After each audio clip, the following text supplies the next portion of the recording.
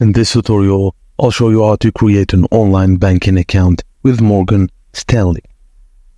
Open your preferred web browser. In the address bar, type morganstanley.com and press enter.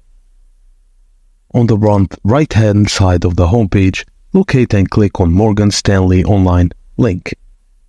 If you already have an account, enter your username and password in the login section and click login.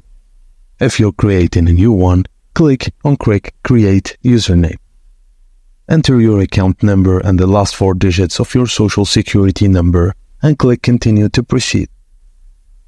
Follow the on-screen prompts to authenticate your identity and complete your profile setup. Once your account is created, return to the login page and enter your newly created username and password. Click Login to access your online banking account. And there you have it. You've successfully created your online banking account with Morgan Stanley. Thank you for watching, and please don't forget to like and subscribe for more.